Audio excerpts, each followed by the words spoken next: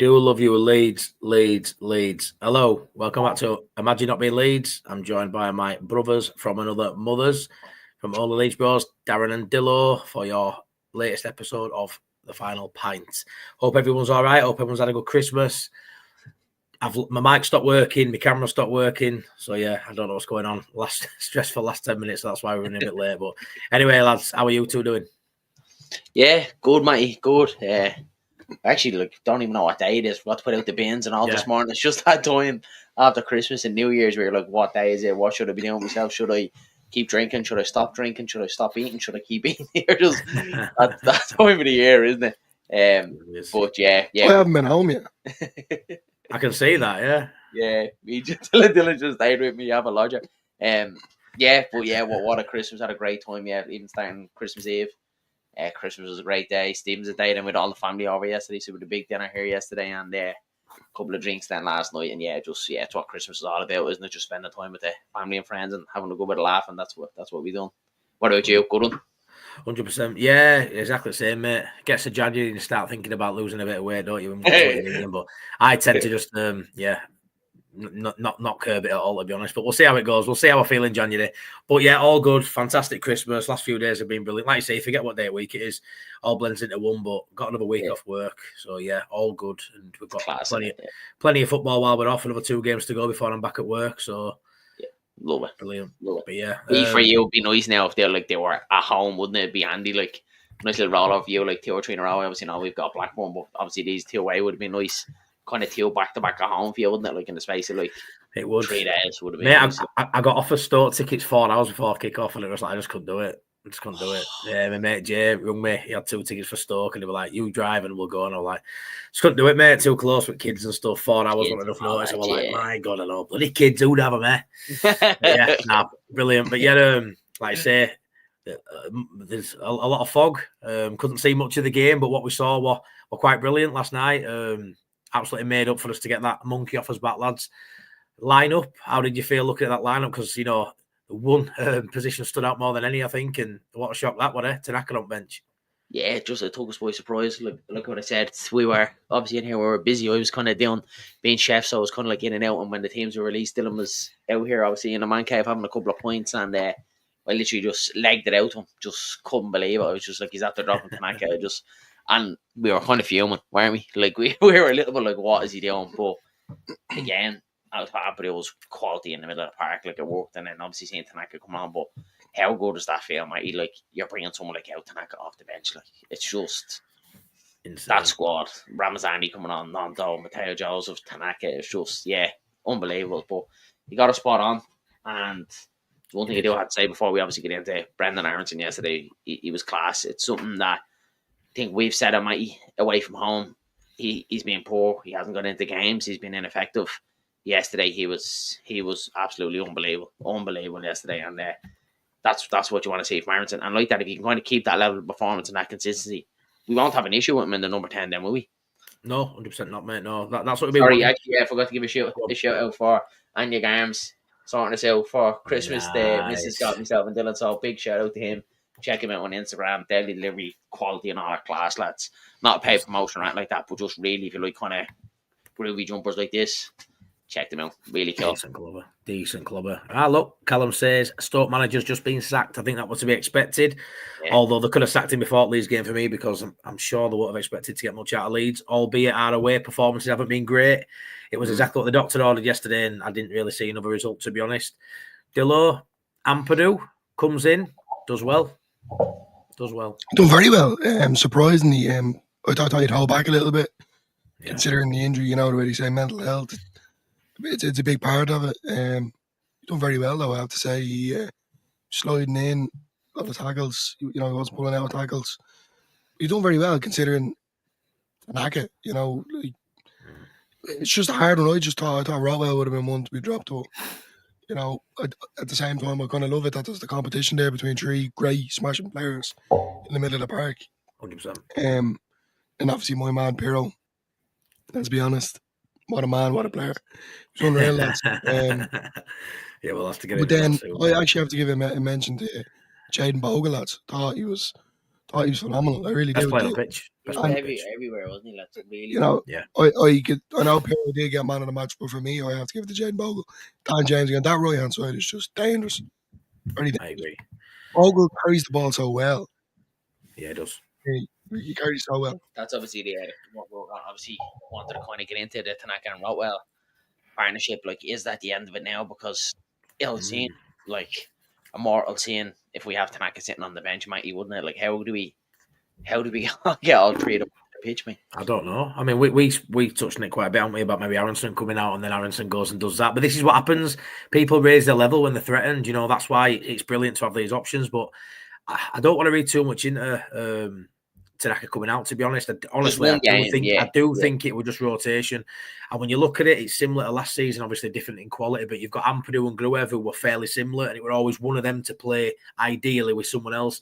This one, I think Tanaka and Rothwell, one of them needs to partner. Tanaka or Ampadu, one of them needs to partner Rothwell for me. I think if you take Rothwell out and you have Tanaka and Ampadu, you haven't got much going forward. Yeah, although Tanaka probably can do both. I don't think Ampadu can really. But I think it's just rotation. I wouldn't read too much into him being dropped. I don't like that word, as you know. I don't mind rotation at all.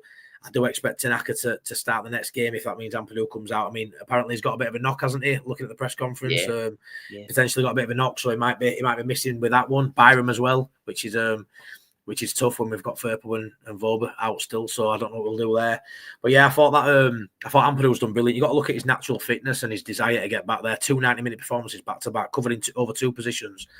I mean, he's just a modern professional. He's come back a month early, putting in 2. You know, not many people can come back a month early and play 2 90-minute performances back to back within a week. And good 90 minutes as well. Like, brilliant. Didn't look rusty. Yeah, look really good there.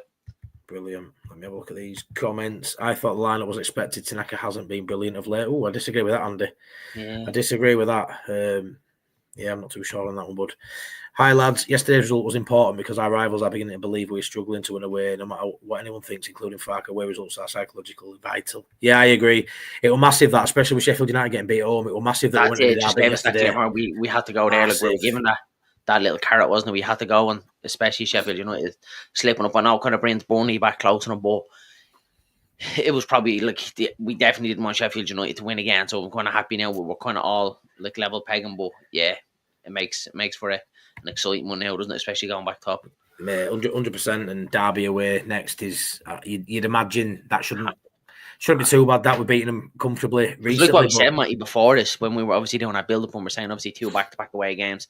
This is absolutely massive now on Daniel Farke and on the club, because obviously it was kind of starting to get to that stage where we're giving it about the away one. Like, if we can go and win 2 back-to-backs, it kind of puts it to bed then, doesn't it?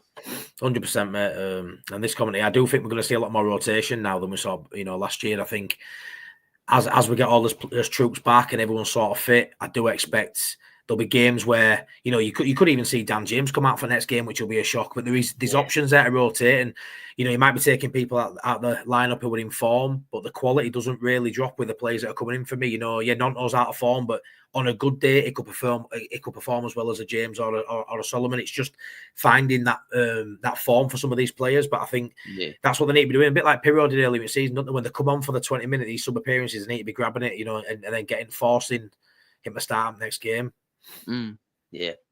What do you guys think of the Meslier save early doors? For me, we don't, we give him his flowers when it's due, but we're not his biggest fans. But I tend to say he doesn't save as many points or win as many points. He did last night for me. That was massive. That save. Yeah. I have to agree. Yeah, he was really good. And look, just said, Matty, like, you don't have to be a bigger fan, but you can't, double down and say, no, it wasn't like I expect him to make them saves. It was a good save, and he has got them in his locker, but also he has got some clangers as well. But yeah, it was vital yesterday. And obviously, look at the conditions away at Stoke. Look, it was never going to be easy, and he was always going to be called upon at some stage. And that's what you need your keeper to do when called upon like that. He needs to keep us in the game, and he did yesterday. Really good performance from Meslier at the back as well. So yeah, can't knock him at all yesterday. 100%. I think all over the park. I know I have to give Meslier his flowers as well, but I think all over the park. Like, I think the lads really stepped it up yesterday. All things considered after Christmas as well. Like, at the end of the day, what Darren said in the last stream, you have to remember these are players that couldn't really enjoy Christmas because they had to travel down to Stoke. So to put on a performance like that away from home, to win obviously away from home, and obviously the talk around the away form has been shit, you know. So the pressure was on him. So you have to kind of turn around and go, fair play, fair play to the backroom staff, even the players, because they've really pulled one out of the bag here. I know, look, Stoke weren't great, but then as you said, if Melier did, They did have a couple of chances though, didn't they, lads? Like, They did. Watched the game back again today, and then the extended highlights of the game. They had a couple of chances, lads. Like they really did. There was one that was whipped into the box. He got a header on it and just went by the post. And like they're the ones like that that kind of change games. So we did get a little bit of luck as well in the game, even though our quality was outstanding. I'm sure we're gonna kind of gone on to the goals, unbelievable. But yeah, they had their chances as well. It was actually a really, really good game to watch. I actually really enjoyed it, and I think obviously the fog kind of added to it as well. But yeah, proper game of football, really enjoyed it. Yeah, no, I agree, mate. I mean, before we scored, yeah, I felt when I switched after 5. Honestly, for that opening 5 minutes, I was panicking a little bit. You know, they came out of blocks firing, and we took 5 or 10 minutes to just get into it. But then I felt like even before we scored, we got to grips with the game, and it felt like a home game the way we were playing. It felt like the tempo after that first 10 minutes, we picked the tempo up. We were moving possession well for what we could see through the fog anyway. And the movement looked good. And yeah, I felt like we just strangled all that game, and we never really let it go. Like I said, they had a few moments. The Gunner, Stoke away on a Thursday night rather than a Tuesday night, but bad weather. I think Stoke's covered in fog, rain, or just miserable grey skies most days. Isn't it? To be fair, I don't think it matters what day you go to Stoke on, but like you say, that sort of weather, I was worried for Melier coming out for balls. I think he caught a lot more than he punched. He did really well, and that. You got to think that breeds confidence throughout the side, and you could see as after that 10-minute spell, they were really confident. And I feel like early doors in that game, they could tell they could win this game. Where I think in previous games they hadn't quite believed they could win these dogged games. And I'll touch on Ampadu again. Away games may suit having someone like Ampadu in there, because I feel like sometimes we can be a little bit too nice. And I'll be honest with you, lads, I felt like we came out fighting this game. You could see Bogle, second ball, winning it on halfway line and driving with it, taking no prisoners. I feel like we left a bit in every challenge. We attempted to match them for the fight, and you've got to earn your right to play, aren't you, in this division? And then the quality shows. That's something, Matty, that has been missing away from home as well. Like with the tempo alongside it, just that little bite, like what you said, like kind of up for it. You know what I mean? Wanting to actually win. But you could see that though. You could see that yesterday. Yeah, they had that yesterday, and that's what you need, especially going away from home. I think at Elm Road, look, obviously we're not professional footballers, haven't played, but you'd like to imagine if you've 36,000 Leeds fans, it's kind of easier to get up for it. You know what I mean? Kind of easier to get in when tackles, when the crowd are up for it. Away from home, and against it in a game like that. They just seemed all over it, like what you said, Matty, winning second balls and that. So yeah, it was the complete performances, and it's something that we haven't seen from Leeds this season away from home. So it was really, really good to see. And obviously, look, it topped off a great day, especially over the Christmas period. Like when the Leeds actually make it a good Christmas for us, it's always one of them where they always seem to kind of ruin your Christmas or put you in a bad mood, whether it's just before the Christmas break or around Boxing Day, Stevens' Day, and it kind of seems to ruin it. But yeah, the top performance away from home at a really, really tough place as well. I mean, just touching on that first goal, Dillo, great down that right-hand side. I mean, you already touched on Bogle, but let's just bring him up again. Bogle and James, that's got to be the best chemistry, I think, out of any of the fullbacks and wingers. That side, them two, unreal.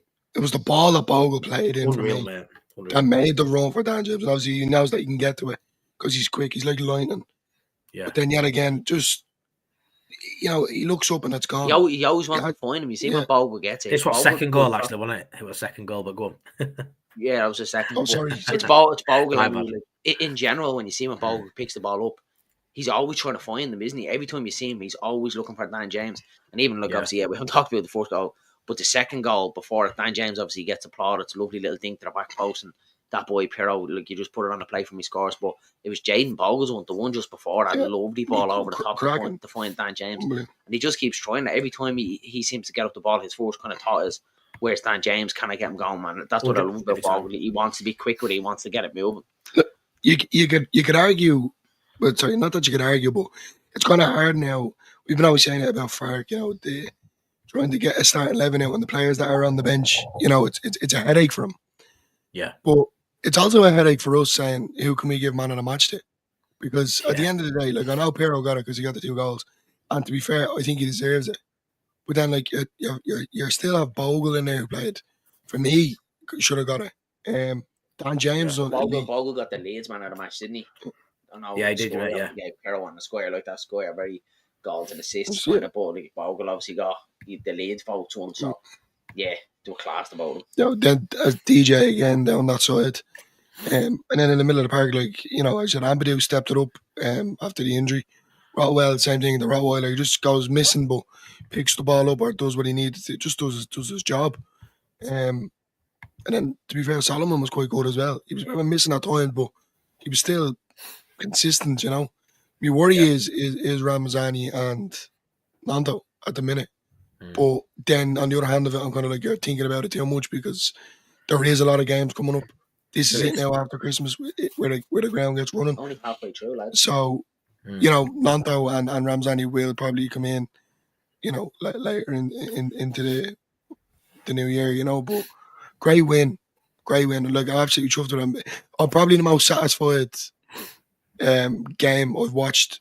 Not because of the fog, but considering there's a lot of pressure on the lads. Yeah. And then, as I said, all that over Christmas and all. Just as well. Like, it was like, it felt like, it was like what Dylan said. It was like, it was a really satisfying win because everything that was going with this Holloway performance, like a couple of days even leading over the Christmas, it was like, I was anxious about this game away from home. What if we slip up again? And this kind of away from home kind of carries on then, and like that, then your competitors then for promotion are looking, kind of going, well, Leeds are wobbling away from home. Then it was just like that when the final whistle went yesterday. It felt good to just see Leeds performing like that away from home.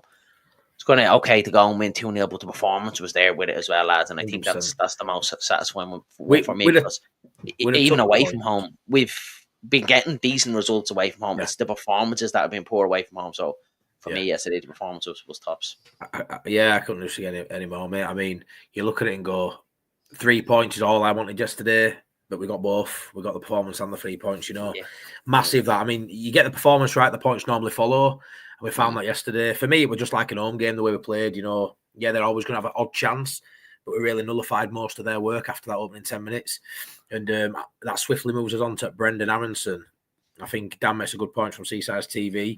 We've all spoke about Solomon. We've all spoke about Nonto. There is some players we all believe could play in that 10. Solomon's definitely one of them. But after the performance yesterday, I'm not saying he's the answer. I still think we've got to go get a 10 in January. But that for me yesterday, one of his better games, away from home especially, because that was a game where I thought it's going to be hard to break Stoke down with Aronson in 10. I wanted a flair player. I wanted a Solomon in there. It proved me wrong yesterday. That first goal, the composure, one touch and played a beautiful weighted ball through to Pirro. I don't think he gets the assist for that. I don't think, but it was brilliant. But you have to give it to him. What a pass in between the lines, and like that, like what you said, I wanted quality as well, and it's something that we don't see enough from him, treading them little balls. And even apart from that, his shooting is on point. I think we've all seen it. When you think of Brendan Aronson shooting, you think the ball just being skied over the top with him. Yesterday, he had a couple of chances as well, a couple of really decent attempts on goal, keeping a shot down, really testing the goalkeeper. He done everything yesterday that number 10 should be doing, and that's what he needs to get at. He needs to keep them performances going, especially away from home. Like that at Elm Road, he does it, he's fine. It was away from home where he was lacking a little bit this season, but like that, I think he proved us all wrong yesterday. He was phenomenal. Yeah, like you said, like Danny says here, Solomon will be good in 10, but Farker's not going to do it. And I think it's just taken me a little longer than some to get on board with Aronson. I've always liked him. I mean, his numbers have never looked a problem, to be fair. He scored goals, on his first game back, didn't he? At Portsmouth, could have had 2. So his numbers are all right. Not bad at all. He's probably on course of getting double figures on both goals and assists, to be fair, which would be a great return for him. Yeah. But it sort of passes like that through to your striker that's been missing. Like I said to you before, he's always going to get the odd goal. Is Aronson? He's playing in the 10 position for Leeds United. Create that many chances, cross the into box, 15 to 20 shots per game. There's going to be opportunities for him to slot it away. He's got to. I mean, I don't see him as a 10 who's going to get the ball and put it in top corner from outside box. I don't. He feeds on scraps, but he gets in there and he's putting them away now. And for me, that pass just typified exactly what I want from my 10. I want someone who can bring ball down, compose himself in those moments and just play a ball through, because that's what Pirro wants. That's what Pirro needs. Not thinking of Matty as well, just doing it. Because times as well, I feel like he's hesitant on the ball. Let me take that extra touch. Just do it. Play the pass straight away. Class. 100%. Would you keep him in 10 going forward then? I think there's no arguments now for me, mate. Look, I said at home at Ellen Road, fine, no problem at all with Brendan Aronson. It was away from home when he was frustrating me a little bit. Not even frustrating me. At Blackburn, I felt really sorry for him because he really struggled against Blackburn. He had a very poor day. Yeah. And Farke, that's why I gave Farke the criticism that day as well, because he seen him struggling. He didn't take him out of the 4-9. So it was just his away performance. I wanted to see him getting involved a little bit more in the game, showing his quality a little bit more on the ball, and he did yesterday. But like I said, he needs to keep that level of performance now at Derby as well. There's no reason that I don't think he should come out of that number 10 position. But like I said, I'm not going to sit here and flip flop on it and put the blinkers on. I still do think we need a number 10 coming January. We can't rest on it. But there's also that you're saying Solomon, which is good as well. But like if Tanaka is sitting on the bench, I think he's wasted on the bench, lads. If I'm being honest, How do we get him on? He can really put in a good shift when it comes to his passing, his calmness on the ball. Imagine him treading the pass through the Pirro. Goals be going in left, right, and centre, lads. It just feels criminal to have him on the bench, doesn't it? Like, it's how do we get him into the squad? But look, it's going to be interesting. The Derby, like if Tanaka starts on the bench in Derby, it's going to be a real head scratch, might you, isn't it? No, it is, pal, 100%. At the minute, looking at how Aronson's played there, like I say, you never know with rotation. He could take Aronson out for rotation, but he's the one we haven't really seen taken out of the side this year. I sort of thought the only way to get the three midfielders in was dropping Aronson. Now I just aren't too sure. It might be a case of 3-2 and they rotate one, and we either see Tanaka, Rothwell, or Ampadu on bench, and they just rotate between them. But like I say, I just don't see how he can lose Rothwell outside. And really, you could say Rothwell's maybe the worst of the three. Very close. I don't know. Potentially, he's a different type of player. That's it, mate. Yeah, you need someone like him, though. I think like it's something that we really, really missed last season was that ball carrier. Like you can like that. He's dogging in there. He gets about the pitch. But I just love. He just drives out the pitch. He gets the ball and runs with it. We don't really seem to have that. Ampadu is more like he will go with it, but he'll kind of find the pass where Rothwell has no problem at all trying to burst forward. Like, but I keep saying that kind of Matthias click, kind of sort of burst the pace will bring us up the pitch. And you need someone like that as well, that different type of style. But yeah, it's going to be interesting. We've obviously, this is something that we've talked about for a while about Ampadu coming back in. I didn't see this. I didn't see Tanaka being taken out of the squad. I thought if anyone like what you said, I thought it might have been Rothwell, but it would have been very harsh. The next one, then you're kind of thinking it's Aronson. Are we going to go with a 4-3-3 then? I never thought El Tanaka. I think that caught every Leeds fan off guard yesterday. And look, we'll obviously see against Derby when the team sheet comes out against Derby. If Tanaka's on the bench again, it's just going to be mental. To have someone like him of his quality and how well he's played for us sitting on our benches is crazy. That's true. I think Tanaka has played in 10. I think he's had minutes for Japan there as well. He's played 10 for Japan, yeah. Yeah, he has. I don't know how much, but I think you can just tell with his attributes, he can probably play anywhere in midfield. But like I say, whether he's going to tweak it and look at that, I don't really know.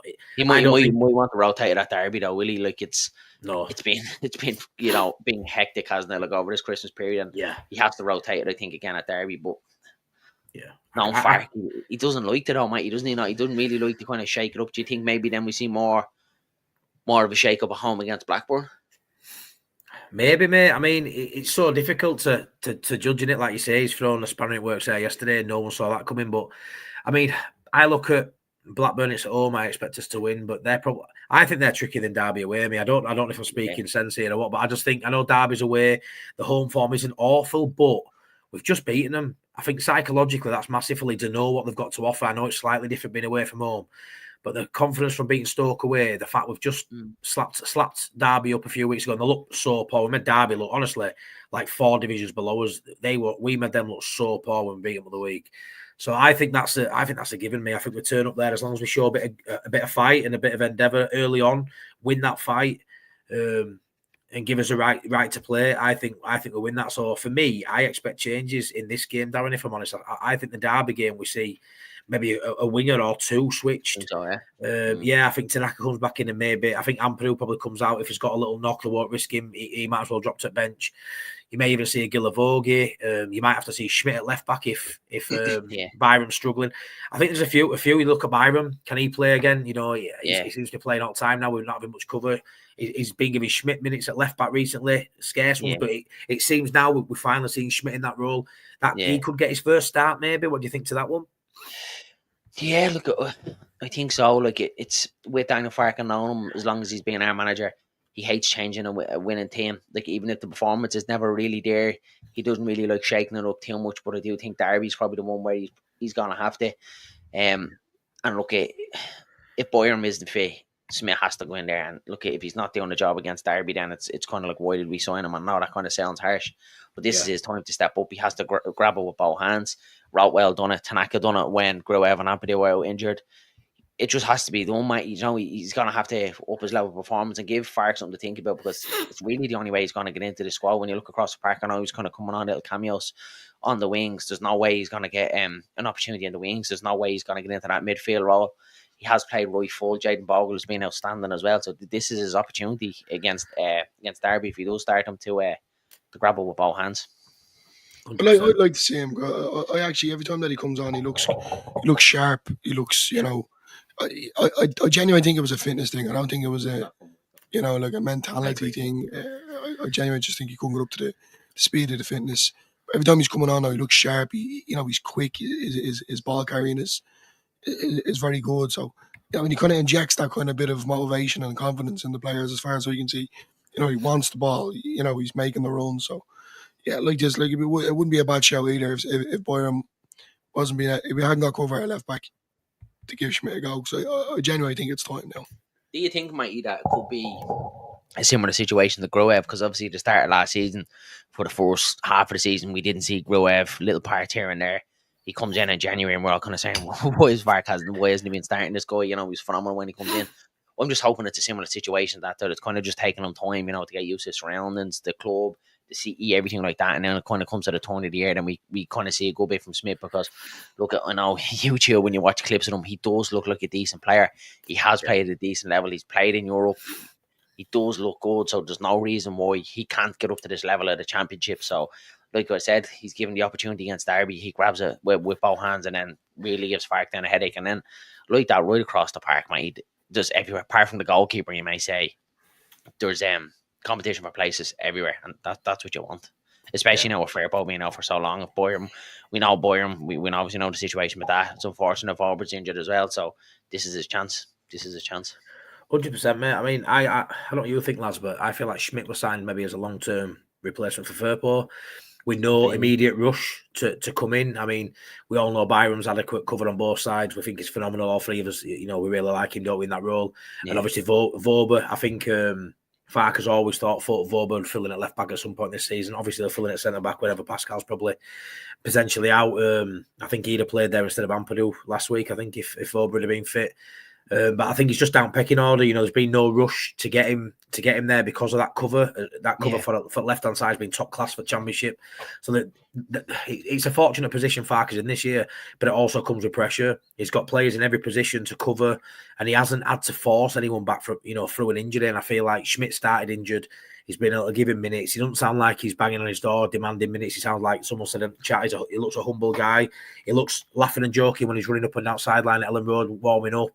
He looks really good when I've seen him interviewed. He looks happy to be here and he's biding his time. And like you said, it could be like Gruev. Even a little thing there, Matty, when we score, the players comes, he's the first one as well to run for the subs. Always. As well. He's in there and he's celebrating as well. And that's a sign as well. It's just them little things, make you think, yeah, he wants to be here. 100%, mate. And like you say, that second half of the season, there's still a lot of games to come. You've got a mad January to get through. He could be like a new signing come start of January. You know what I mean? It's similar to Gruev, and just come and take you by surprise, hopefully. Everyone's got to bide the time when squad's so good. If Schmidt wants to play football, he could go somewhere else, but you're not a Leeds United pushing for promotion. So it's a double-edged sword. You want to be successful, you want to play for a good side, a big club. You're not just going to walk into a side like Leeds United. You're not. He knew when he signed here, he had Firpo, Voba at club, he had Byram. A lot of options there. But I tell you what, the fact he can play multiple positions is always going to keep him in squad. It's always going to keep him on fringes. And what he needs to do, like I say, I just don't think he's been fit enough for long minutes. But as he's getting closer now, when he gets his sub opportunity, when he gets that 20, 25 minutes, which he hasn't really been getting, it's been 10, 15 at best. He needs to grab it with both hands because there's always going to be knocks, there's always going to be suspensions. And we've seen in this side, if you come in and do a job, you'll get rewarded. We've seen Voba come in, he had a couple of games, unfortunately, he got a knock. He'd have probably maintained that spot. We've seen Biden be rewarded when he's had a couple of good games. He's moved from left to right to cover. You do Rothwell, Tanaka, they've been a mainstay in there. Now they've got an headache with Ampadu, but I do think you get rewarded for form. Pirro coming off a bench week after week, getting his goal, gets rewarded with starts. So I do think Farkas fair. I don't think he likes to rotate too much, but I do feel like when someone comes on and does well, It does give you a chance. I think so. Yeah. So I think that's up to Schmidt now because I don't think he's far off starting a game. He might be forced to start this one. We'll have to see. Yeah. Surely he'd go for Schmidt over James De Bayo, you'd imagine, even if he's not quite fit. But if that's his only option, you may see him start, and then it's up to him to grab it. Innit? Everyone's got to grab the shirt when they get given those scarce opportunities. That's it. Once you get opportunities, you have to grab it both hands, and like that. It's kind of the way he's 3 people essentially that were ahead of him in that left back row aren't there. So you've got Firpo injured, you got Vauber injured as well, and Boyram. So that's 3 injuries in that position. That's gonna give him this opportunity to step in there and take this. So he has to take it with both hands now. You know, it has, because where else you see him getting in then? You know, apart from Bogle like that as well. You like to think if Bogle's injured, Boyram's going to fill in there as well. So this is his chance. This is his chance to step up. 100%. All teams sign players that when they get them in training paddock, it's clear they're below the level. Schmidt for me is one. Yeah, I disagree, Dan. I do. I don't think he's below the level. He said in a press conference a few weeks back, didn't he, that he had some sort of injury and it's meant just to build his minutes up. Yeah. So I think that, honestly, I do think that's all it's been. He hasn't played much at all, but from the little snippets that you have seen, he's looked good. He has a bit of quality there. Yeah, a little bit of quality. I mean, that could be true in some instances. Yeah, there'll be people sign players and they maybe get him on training pack and think, what have I signed here? I think that happened with Calvin Phillips at Man City. Do you know, he got on training pitch and he didn't quite look at the level of where he'd gone to. Obviously, that's a different sort of level, but it can happen. But I don't think that's the case with this one. I just think they're building his minutes up and they haven't had to push him. There's been no need to throw Schmidt out there because the positions he's playing, the players that are good enough, you know what I mean? And bar injuries to his midfield and his wing backs to a degree, we've had cover everywhere really, and he hasn't had to force him. This could be the only time he's been forced to play him, so we'll have to see how it goes. I think Isaac will get his chance. He's just a young lad. I mean, how old is he? Is he early 20s, Isaac? 23, I think, Matty. He's only 23, buddy. Hernia operation. You speak about it quite a lot, don't you, Dan? You know, with your injuries in when you used to play football and stuff, you know, mentally it's quite a big thing to come back from. And, you know, I do feel like between him and Farker, they've made the right call with him not to rush him back. And like I say, when he gets his opportunity, it's trusting your body, mate. Like I think, like anyone that's kind of played any football, or it doesn't even have to be football. Anyone that's had any sort of injury, whether you tweak your back or hurt your shoulder or whatever it may be, it takes time for you to naturally start to trust it again, doesn't it? So when you're going out there and you're playing football and you're running around 100 mile an hour, so just that little thing in the back of your head, like, is it okay? Is it all? And sometimes that could just be enough then to put you off your concentration a little bit. Make the pass quick enough. You're not sprinting for the ball quick enough. It's all them little things. Now look at footballers nowadays, they're looked after, they've all got the psychologists and stuff like that, you know what I mean, to kind of put that out of their heads, and all these tests, that'll obviously back all that up, that they're fine. So yeah, okay, I think it might be one of them Gruev situations where we didn't see much of him to start the season, and hopefully now the second half that he really comes in and just grabs up all hands and surprises, because like you said, that Firpo situation with the contract, we don't know what way that's going to go. Well, it'd be nice to kind of have someone just naturally kind of come in and take that position with both hands, isn't it? Yeah, 100%. There's 25 watching. Please smash a like, subscribe to me and all the Leeds Bros if you haven't already. Please do stick a like on it. So this one, did either of you watch the Sheffield United Burnley game? Go watch the highlights. Honestly, lads, the eye test tells you something else to the statistics. They're right up there.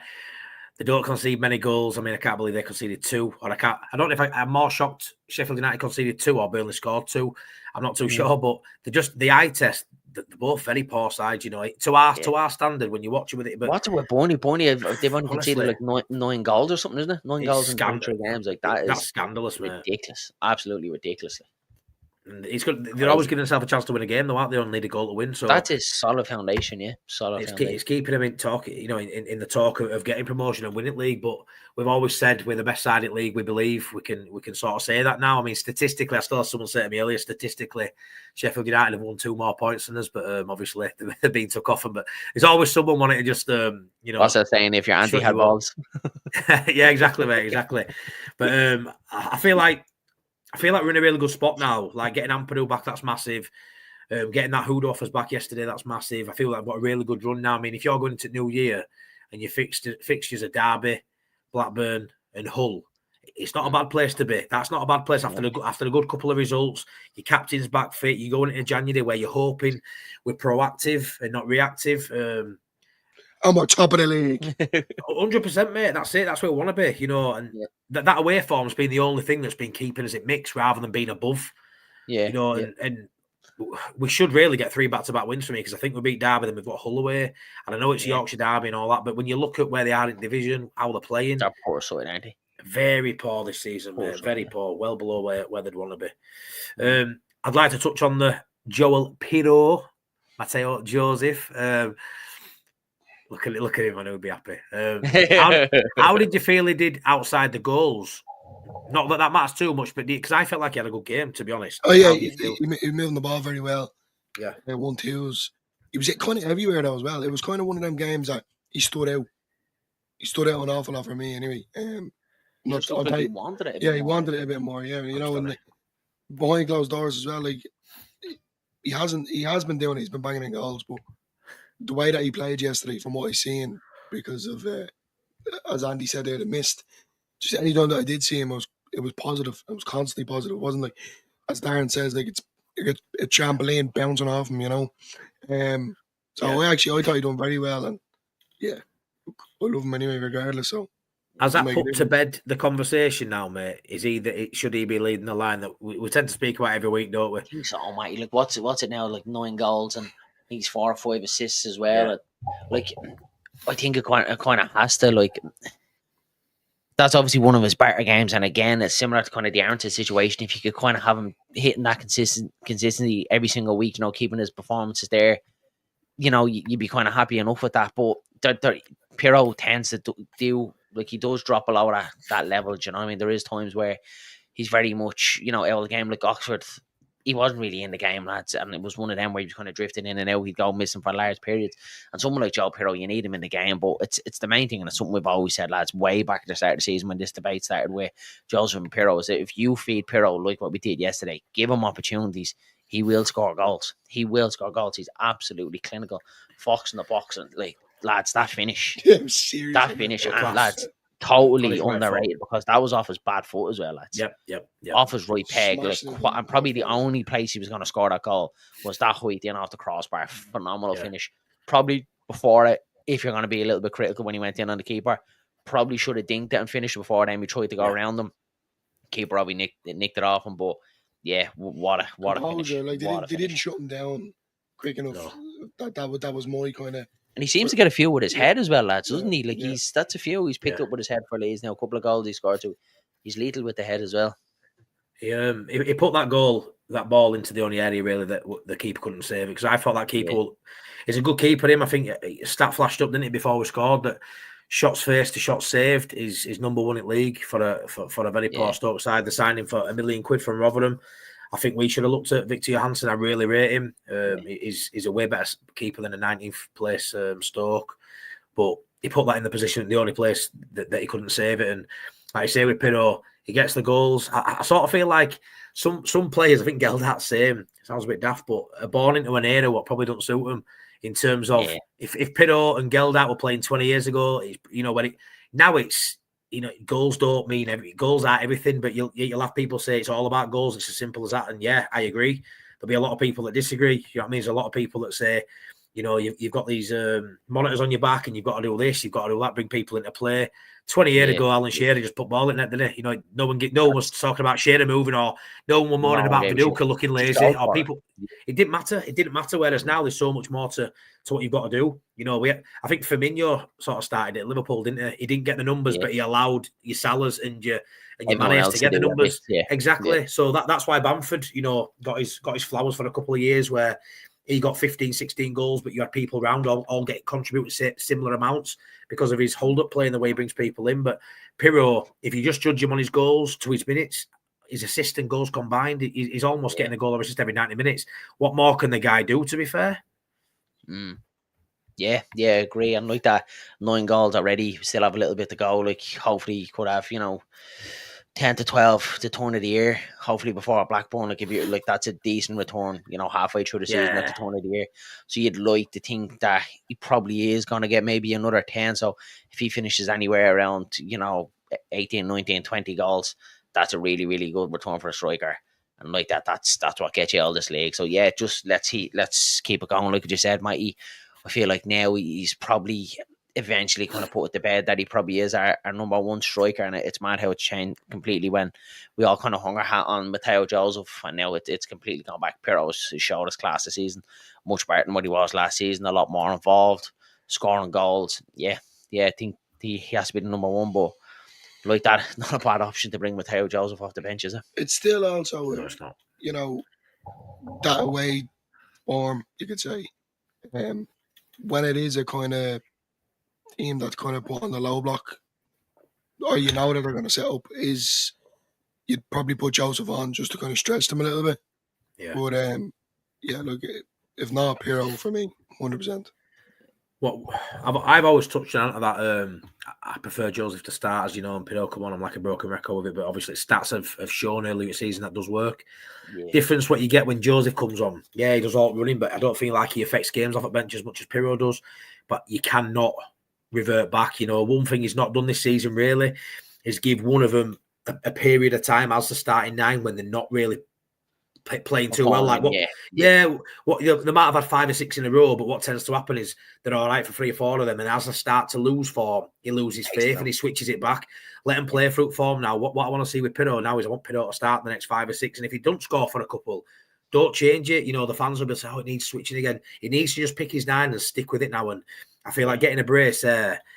Surely looking for, like I say, there's always rotation. I wouldn't mind unless it gets bad. Yeah, I agree with you. Unless it gets to a stage where it's really bad, where you know he's not scoring goals and he's not getting involved in the play, and it kind of becomes a little bit untenable. Where it is time to change it up because he isn't scoring. But I agree with you, Matty, because even if he, if he can kind of get into the game a little bit more, link the play, have opportunities to score goals, and he's doing that, and he hasn't.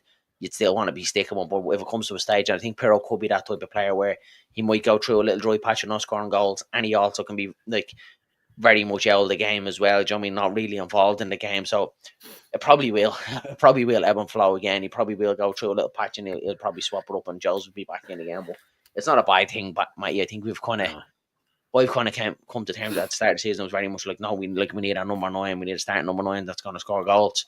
But it's not a bad thing like that to just change it up a little bit and keep everyone fighting for places, keeping everyone fresh as well. It's not bad at all. And that's it, innit? Someone did mention the FA Cup as well. Like Joseph starting in the FA Cup was, class. It might be Bamford, yeah. Stop. But who knows? But yeah, I mean, like Robbie says here, Joseph's arguably a better footballer. Potentially, some people disagree with that. But yeah, we've said it. I think his ceiling's potentially higher. Pirro scores, Joseph don't. So that ends the conversation. And that we're really, for now, until out changes, I feel like you stick with Pirro. And that's it, really, yeah. I mean, look at this. What Danny says, people hung that out on Joseph because they saw him score goals in a glorified training session in pre-season. And I was one of them. I tipped him to get 20 goals. I really believe the hype. How wrong were I? I do feel like there's potential there. Maybe it's just a little bit early for him to be 9 at Leeds United, a promotion side. You know what I mean? You look at it, he's so young. Maybe, I mean, Pirro really has the pressure to deliver really for me now because you could say we failed. Not bringing in another 9 potentially in the summer because we hung us hat on Joseph thinking Pirro's good backup. Pirro now has to do it really because I don't see us getting goals from up top from Joseph and definitely not Pat. So Pirro really has to do this for us because I don't see us bringing a 9 in January. I don't know if you guys agree. Do you think January is just a 10 or do you think a 9 as well? What do you think we need and what do you think they'll do? I think a 10, Matty. I think a 10, but like that sounds mad saying this now because Aronson had such a good performance, but it's just I don't want us to rest on our. I think the number 10 is void. I think if we're going to be looking at any position, it needs to be the number 10 just to get something a little bit different in there when Aronson is kind of not on the boil. Just to bring someone like we've obviously heard rumours now about Emi Buendia. Might be up for that one. Like whether Fark will go for something like that hasn't really played football. Well, obviously, we're meant to be saying he has worked on him before, so you would like to think, like, could you imagine someone like that coming off the bench, on loan from Villa, when Aronson just isn't quite on it, to bring on someone of his quality, that can pick the pass, is good off both feet, that would be quality. And I do think someone like him will unlock Pirro even more. I think someone like him treading them balls in behind, trying to pick Pirro out, that might unlock that a little bit more from Pirro as well. So, yeah, it's more so the 10 situation for me is the one that I think we just need a little bit of cover there. Just something different. Just a little plan B for when it isn't gone right with Aronson. We need a shake up there. Yeah, different profile, really. You know what I mean? Even if it's just someone as a backup, someone to push him, someone to rotate with. Like the strikers, mate. Just something different. Yeah. 100%. Like you say, it'd be nice to get a Buendia, but if it's a McAtee or I assume it'd be a loan, I still think it doesn't matter who we're bringing in 10. We could bring in Messi. I still think he'll start Aronson. I think he's one of his favourites. He likes what he gives. Yeah. He's a great cog in that engine. But like we said before, if he comes out with an injury, we haven't really tried anyone else in there, and we can't really afford to be experimenting 20 or 30 games into the season. So they need to get January to get him up to speed, and then a little rotation just in case the worst does happen. But I feel like we've seen Joe obviously on Joe's show, and he's touched on how much he loves Aronson, but even he still says we need a 10 as well. Do you know what I mean? People can laud after Aronson. Nobody doesn't think that we don't need a 10 for me, even if they rate him. Look what you said, Matty. Could you imagine 10 games to go? It's coming down to the crunch game of the season. You that final little run in. Aronson gets injured, or just not on it. He's gone off the boil a little bit. And it would feel criminal then if we haven't done something in January just to have someone in there. And look what you said then. I'd hate to be only experimenting there, like only trying to Solomon in there, only trying to Nanto in there with 10 games to go. And like what you said, experimenting. It's well too late. That only feels like the one thing that kind of leads the chance. I do think we've covered everywhere: the back line, set the halves, goalkeepers, midfield, wingers, the 10 as well. We obviously have 3 strikers there as well. Unless Bamford does go out the door, I don't think he will. But if he does, then maybe something there. But yeah, I do. 10's that kind of the only position where I think we just need a little bit of cover there. I have to agree. I'm the exact same. I think exactly what Darren said. Aronson, for me anyway, I just. He's not consistent enough. He goes missing an awful lot, especially against Blackburn. He hasn't done anything wrong, but he has done, he might take a shot outside the box, inside the box. It's always getting bloomed over the bar. He can score tap-ins, don't get me wrong. But I just feel like someone with that bit of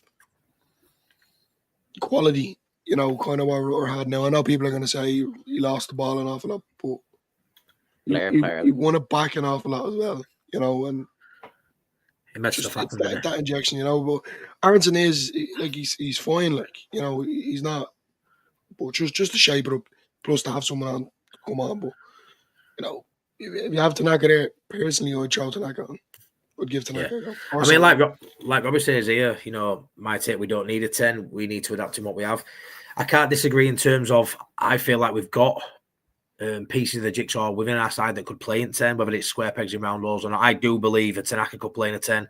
I think Nonto, I think Ramazan, Solomon, I think they could all play in 10 and do a wicked job, but Farker doesn't, so we have to go get a 10 for that reason. I honestly aren't going to disagree with me. I think Ramazani plays in 10. He gets more goals and assists than Aronson. Whether he's as effective off the ball, I don't know. I don't really care, to be honest. I think he's got enough behind him to support that, but I don't think Farker believes that take, Robbie, whether I do or not. So for that reason, we have to go get a 10 because. And I think so, Mike, even towards the end of the transfer window as well, obviously when a slam shut, and that was kind of the first time we seen him a little bit critical of 49 or saying that, we wanted to go get a 10. He obviously made his feelings known to the board. We went in for a hammer.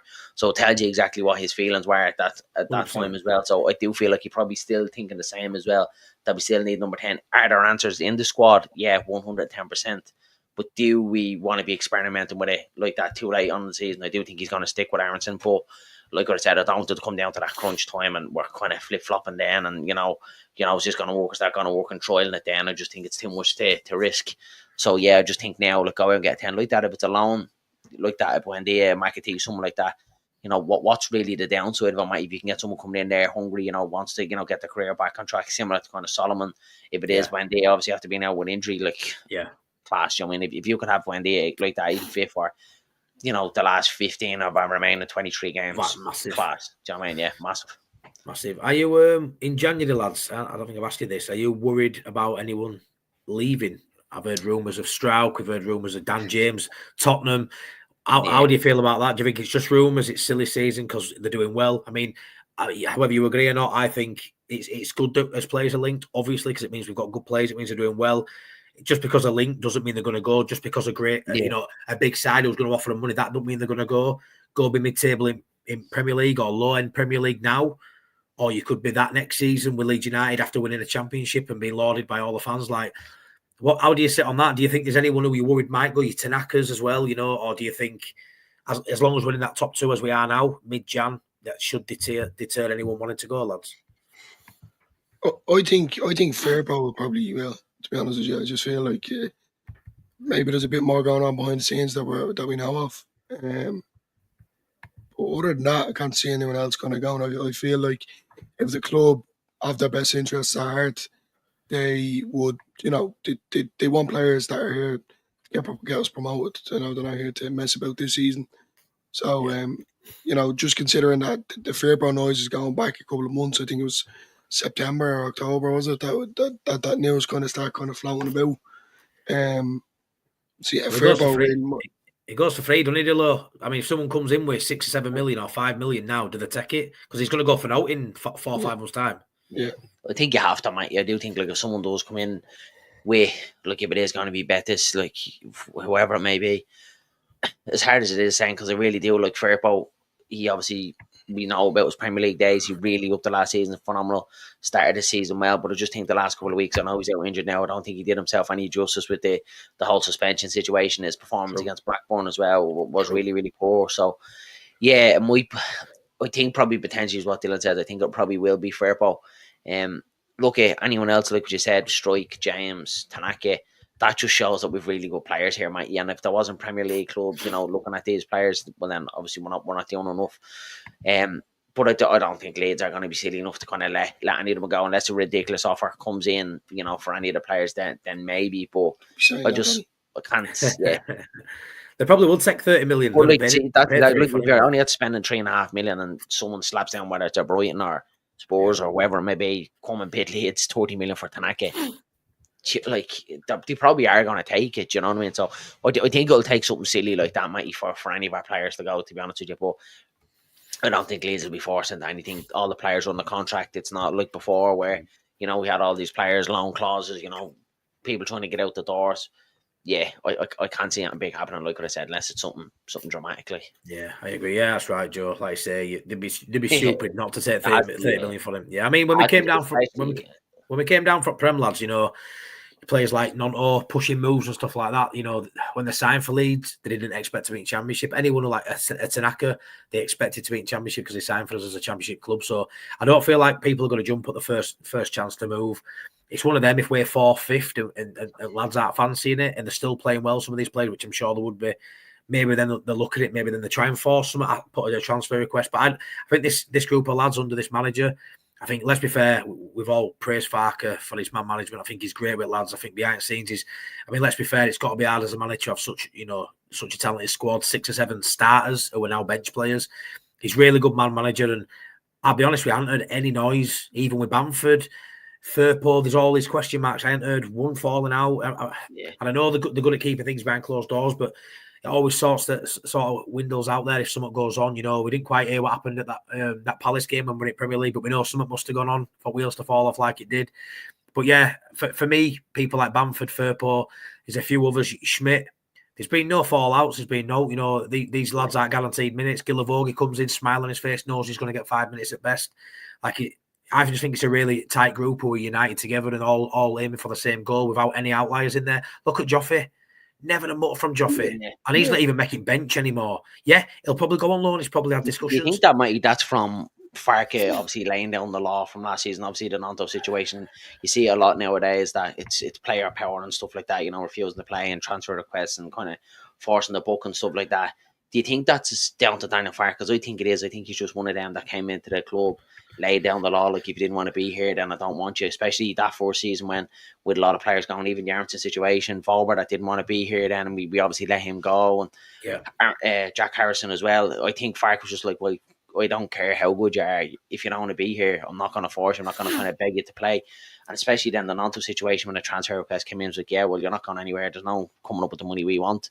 If you're not going to play for us, you're refusing to play for us, well, then you're going out to the 21s. And I think that's probably worked its way through the whole squad and through the whole club. That I can't be kind of throwing my toys out of the pram here and having a little wobble here because I'm not going to get back in and I ain't going to get my own way. So you've no choice. So I think the only way to kind of progress is hard work. And if someone comes in for you and wants to buy it, that's the right way to do it. You know what I mean? So yeah, I think it could be down to Daniel Farke.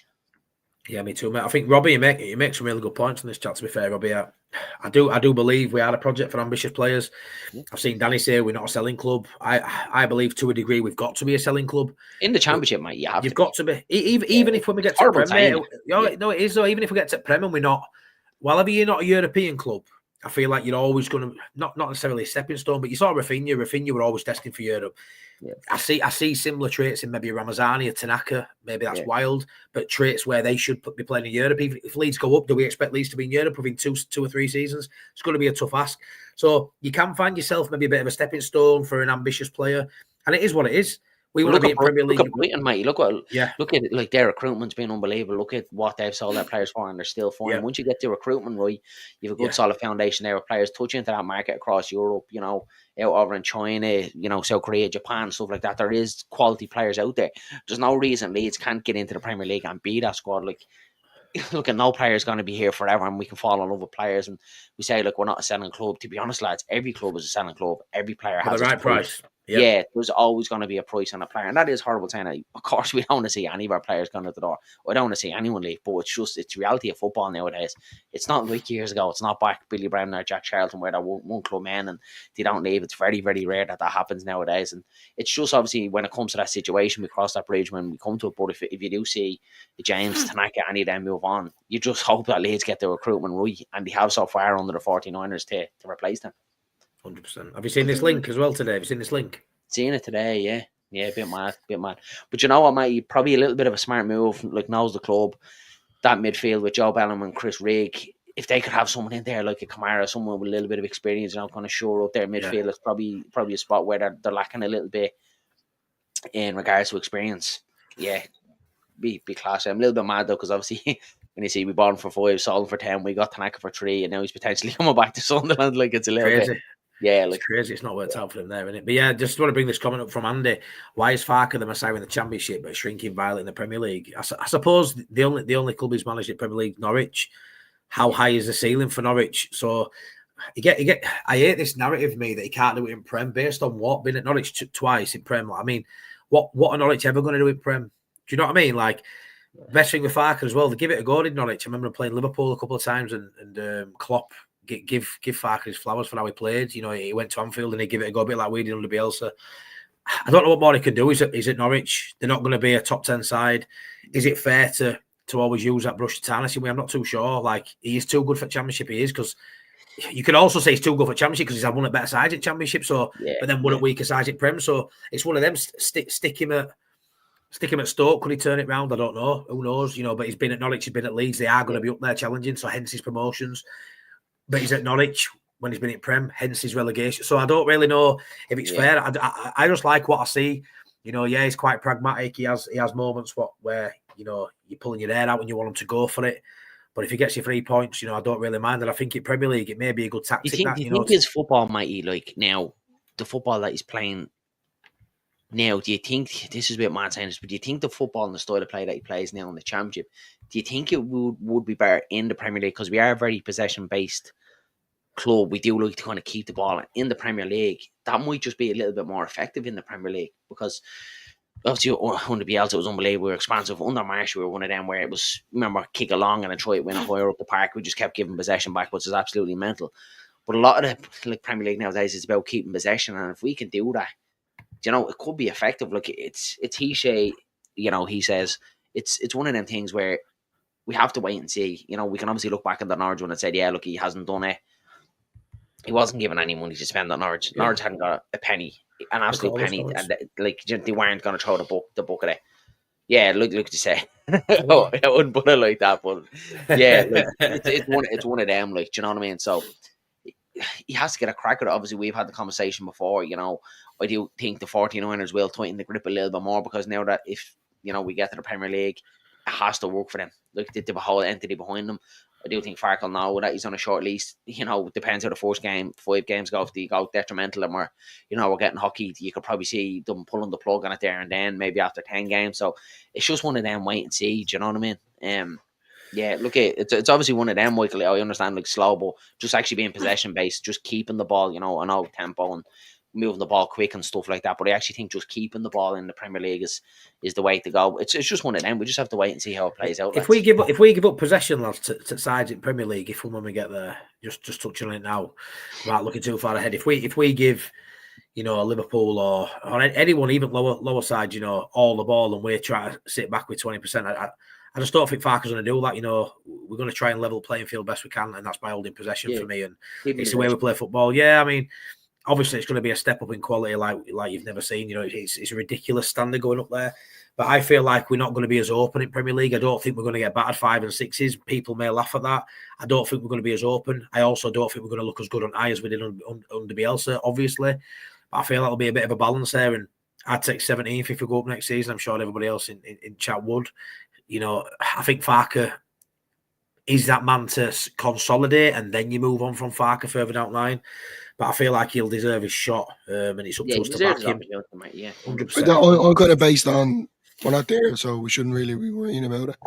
You know, at the end of the day, Darren did say it back a good couple of videos ago, like when and if we get promoted, the board need to back him and give him the money that he needs and let him just go, here, you know, here's the tools, go fix it or do what you need to do.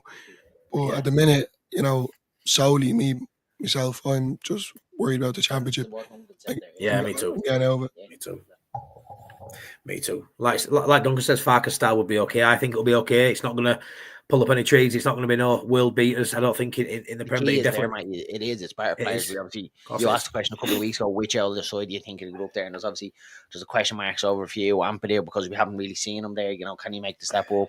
Joe wrote on, like, you think of a few off the top of your head, like you're saying, Stroy, Dan James can definitely do it as well. Tanaka can do it. You know, there's a lot of question marks, but like that, you'd like to think, and like what I mentioned, that kind of the whole spine of the squad kind of needs like a revamp. You know, you're talking about, you know, another quality centre half, a decent goalkeeper, probably someone else again in the middle of the park. We definitely need number 10, and then like that, another striker as well. Like, again, the question mark is over Joe Pirro. Can Joe Pirro do it in the Premier League? So there's all these questions. I do think the style of play would be okay in the Premier League, but it will require better players. So in turn, it puts the pressure on the 49ers to put their hands in their pocket and give them the tools. Yeah, I agree, mate. I agree. What's this say here from Richard? No tippy-tappy football in the Prem. And we are playing our own brand of football. We are Leeds, not Burnley, Sheffield United. Yeah, I think we'll be all right, mate. Like I say, it's a bit of major surgery. To be fair, going back a few weeks, I thought we only needed 3 or 4. Looking at that, when you just reel them out, we probably need 6 or 7, don't we? You know what I mean? We really need to bulk out with some quality. That spine at team, you know, your goalkeeper, another centre half, your striker, your 10.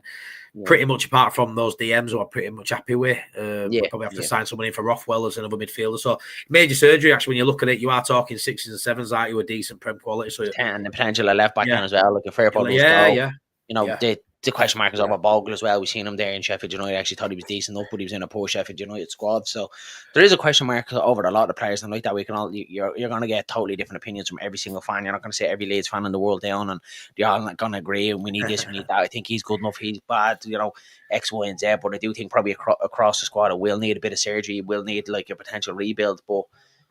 Yeah, and that's where obviously Farke then, you know, will have to earn his flowers in the Premier League. Then is if he wants the tools and the 49ers give it to him and he doesn't deliver, well then, you know, he gets the boot, and that's the name of the game. Yeah. Now that's true what Seaside's TV says there as well. Like, you're not going to have much of possession. I think he'll try his best. I don't think he'll sit back and try and counter. I feel like that's sometimes a tactic I'd like to have seen us adopt this season. You know, away from home in these games have been struggling. I wouldn't have minded us giving a little bit of possession away and trying to catch him on counter, because we've got some pacey players, obviously, as everyone knows, but we haven't really seen it. And I just think he's got one way of playing, and he'll live and die by that water. So I think he'll try and match for possession. I don't think he'll sit back in any game and do that. I think he'll try and all ball. That's the way he plays, isn't it? Whether he's got the players to match or not, we'll have to see. But there's truth from what you're saying there, 100%. And I think we should adopt that on away games a bit more, but we don't. So swiftly moving on before we leave to Derby. I've seen a few people say it's going to be a tougher game than the Stoke game. Honestly, I'm not too sure. We've just beat them, just battered them at home. They look really average. Not too bad at home. They've just won a game. Who did they beat? Who did they beat? Well, West Brom. Beat West Brom 2-1. West Brom. So a good result for them. They'll be bouncing going into that. 2 home games back to back. West Brom and Leeds have already got 3 points. So it's probably more than the fans probably expected, to be honest. Although West Brom are slipping a little bit now, and Carlos going there probably in free fall now, aren't they, really, West Brom? But it's still a good result regardless for where Derby are in the league. What do you expect? Something similar, and what changes do you think is going to happen for this one, if any? Can I go for it?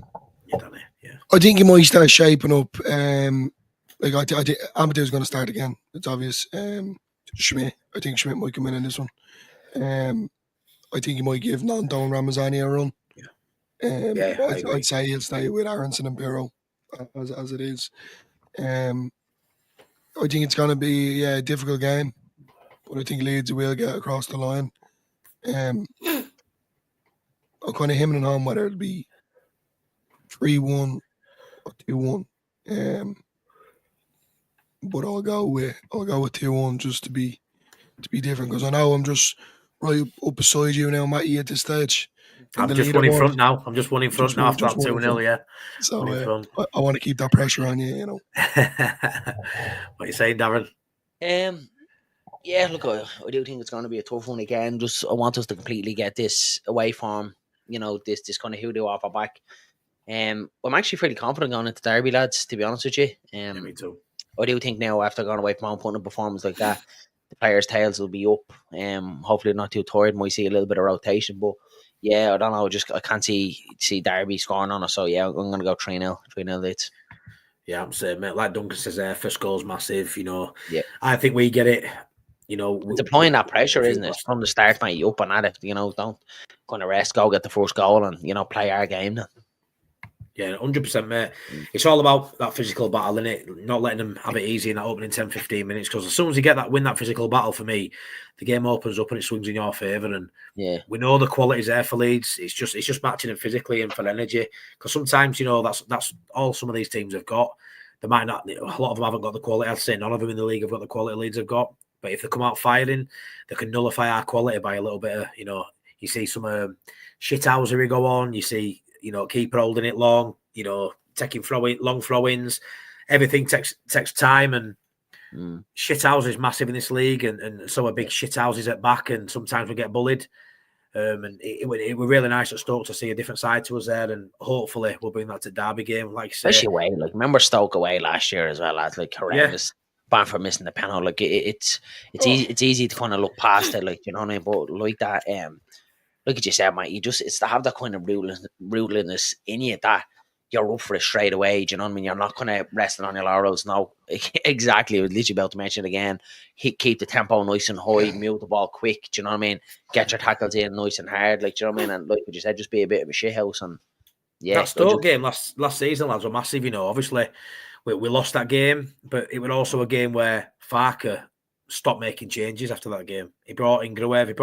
He made 2 or 3 rotational swaps in that game. Yeah, we lost. And then also Bamford missed his penalty, so Bamford sort of lost the fan base. That Stoke away last season was a massive black mark on our season for me. And it could have been as well yesterday, mate. Imagine we lose there again yesterday. Do you know? It was brave. It's mental how much a win can put the blinkers on a win after a game. When I try and do it, imagine we lost the game. What the reaction going to be? What would kind of with Tanaka on bench? Think of that. With Tanaka on the bench, what the backlash? Because that would have been the first thing if we lost that game yesterday. Would have been straight out. What's Daniel Fark doing? He's at the drop on Tanaka for Ampadu. He shouldn't have done that and blah blah blah. So you'll have all them, but because we won the game, people don't notice, and we've nothing to kind of really give out about it. So. Yeah, I don't know. I feel there's a different change in mentality with that performance yesterday. How well everyone played, especially away from home. I know Stoke are poor, but still a tough place to go. I just think the tails will be up. I think the lads will be happy to kind of get the hoodoo off the back with the away form, because it's obviously being asked a lot in press conference as well. The Daniel Fark, so it would be on the players' minds. But I don't know. Danny's obviously a little bit kind of saying that's going to be a tough game, but I think I think comfortable 3-0. I mean, you think, pal, we beat Cardiff away, which you went to, and Farker and the lads still got slated for that performance. Yeah. Sheffield Wednesday, we won 2-0 away from that. That was a good performance. Yeah. Swansea 4-3, that was anything but a good performance. Great thrilling win. It was, but didn't make it look easy. So it's been a while since that Sheffield Wednesday away, where it was a comfortable 2-0 win. Been a long time since that's been months. So you look at that result, obviously yesterday, and for me that's turning tide now. And yeah, I think I'm going to go 3-0, mate. Same as you, Dylan. Yeah, I'm going to go 3-0 as well. I just think it's my scoreline. I go for most games, and I see goals, and I don't. So see what happens then if that comes true and the two of you get? He's not going to point each to you. Yeah, both get a point each. Yeah. I'm just going to match Darren me for every single scoreline going forward. He can't even beat me. No choice then, yeah. As I said, Paul, should be good atmosphere at Derby, full house, the away and sold out. Derby haters, to be spicy if those days on the old baseball ground. Yeah, it should be, mate. Like I say, we've got a nice rivalry there from many years ago and also recent years, so it will be a good game. I can't wait for it, to be fair. it's a pity if Lampard's still not in charge of him because I just love playing Lampard. It's a while to play commentary again. We'll have him too. Yeah. But we played him at home already, haven't we? So it's gutting that, so I won't see him. But Nice him coming back to tell him. Imagine the reception he would have got. I know. You see that result of the day? Didn't he beat Plymouth 3 or what? 4-0. 4-0. 4-0. Rooney v Lampard. Legend. I'd say so.